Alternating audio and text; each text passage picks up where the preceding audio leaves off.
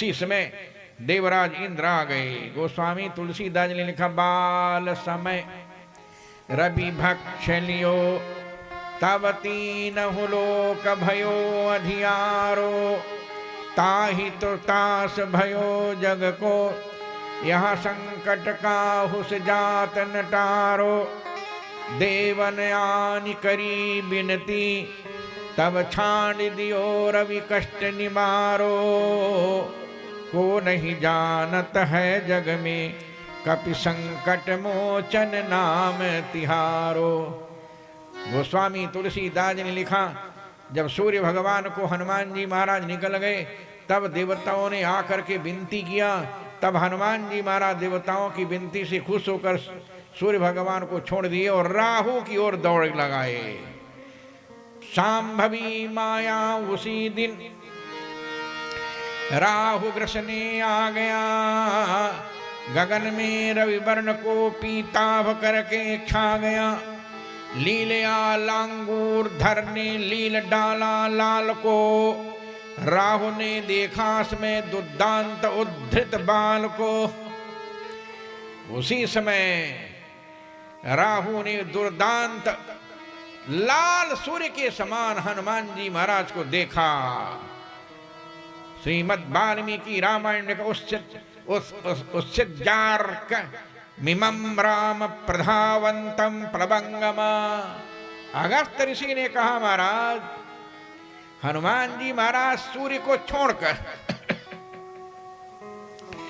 सूर्य भगवान को छोड़कर राहु को फल समझकर जैसे राहु को झपट्टा मारा वैसे ही राहु डर के मारे इंद्र इंद्रेति संत्रासन मुहुर मुहुर भासत।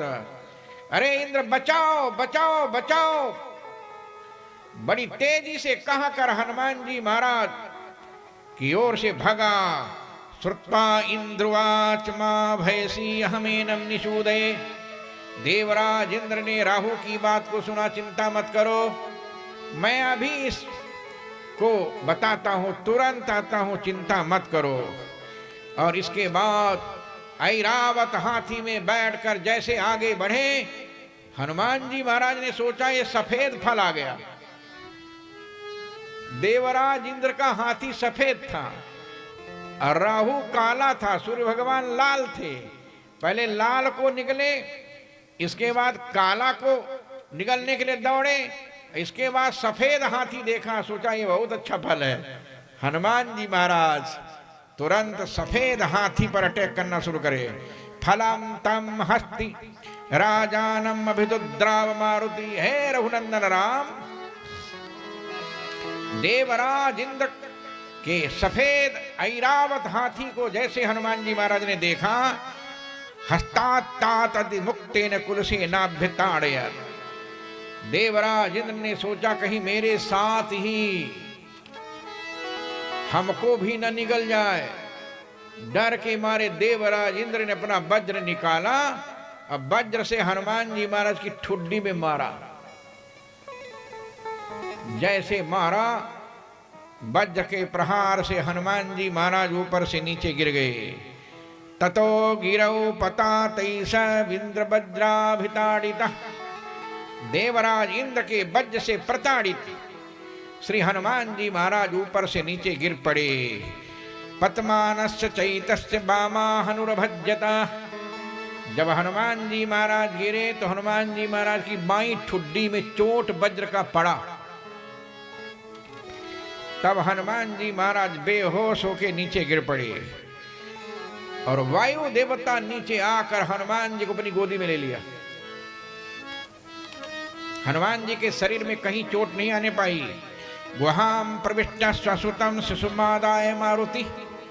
वायु देवता ने अपने पुत्र हनुमान को अपनी गोदी में लेकर के गुफा के अंदर प्रवेश कर गए और सारे संसार के वायु को बंद कर दिया। अब बिना वायु के कोई जिंदा नहीं रह सकता। वायु प्रकोपाद भूतानि निरक्षो श्वासानि सर्वतः। वायु के प्रकोप से सबकी सांस बंद हो गई। बिना वायु के सारा शरीर अकड़ गया। लगता था कि अब सारे त्रैलोक्य का विनाश हो जाएगा। संधिर विद्यमान काष्ठभूतानि जगजिरे, जो जैसे था वैसे रह गया।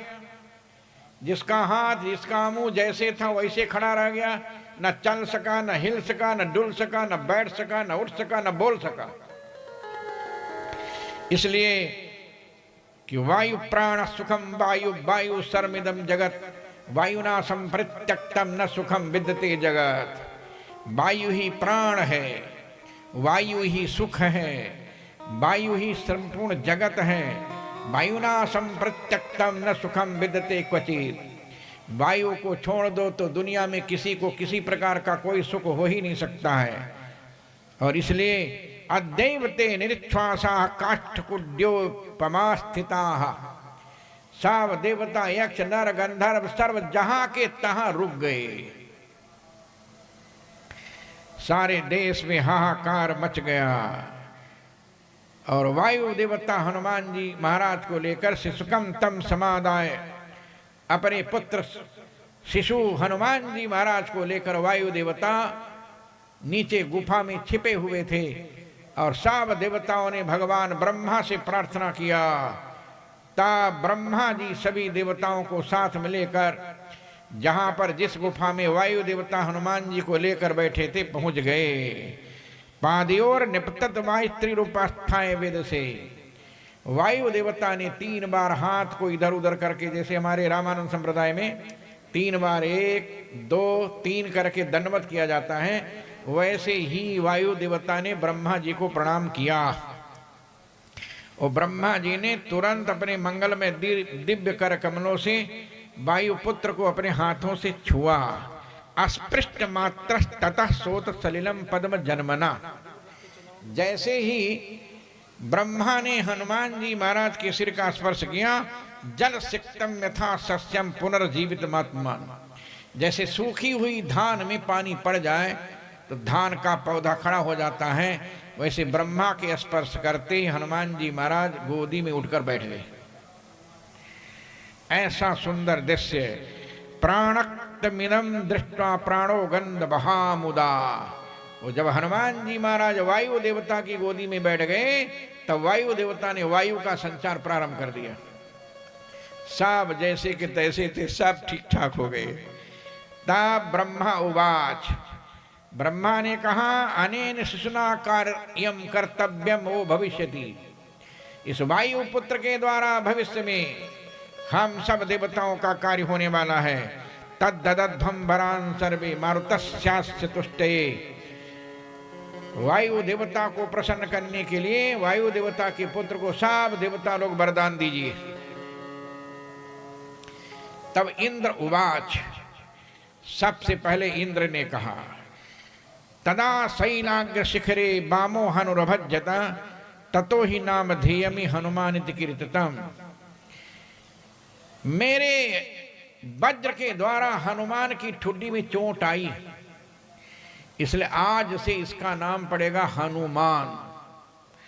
मत करो सृष्ट वज्रस्य हनुरस्य यथा हता नामना वै कविशार दोलो भविता हनुमानिति। मेरे हाथ से छोड़े गए वज्र के द्वारा इस बालक के हनु में ठुड्डी में चोट आई है, इसलिए आज से इसका नाम हनुमान पड़ेगा। इति प्रभृति वज्रस्य ममाबध्यो भविष्यति। और कहा आज से वज्र के द्वारा हनुमान को दुनिया में कोई मार नहीं सकता। ये वरदान मैं देता हूं, वज्र के द्वारा हनुमान अवध्य रहेंगे। स्वच्छंदस्तस्य मरणम तपस्यादित विप्रहो। और हनुमान जी महाराज अपनी इच्छा से, जब इच्छा होगी तब मरेंगे। यदि इच्छा नहीं होगी तो हनुमान जी को दुनिया में कोई मार नहीं सकता। ये इंद्र देवता ने वरदान दिया। इसलिए हनुमान, हनुमान में 4 शब्द आते हैं, हनुमान, हनुमान, हनुमत और हनुमत। ये चारों वर्ण प्रथमाक्षर हैं, इसलिए ये प्रथमा विभक्ति के एक वचनांतर्गत हैं। इस शब्द की प्रथमा विभक्ति का शब्द शास्त्रीय व्युत्पत्ति के अनुसार 4 प्रकार का होता है। हनु या हनु जो ठुड्डी ऊपरी जबड़े के वाचक हैं शब्द से, तदस्य अस्ति इति अर्थ में, यह अतिशयन अर्थ में मतु प्रत्यय लग करके हनुमत बनता है। और हनुमत में छोटा हनु और बड़ा हनु, हनुमत और हनुमत शब्द की सिद्धि प्रथमांत में होता है। यह शब्द सुग्रीव के सचिव पवन पुत्र अथवा रामदूत हनुमान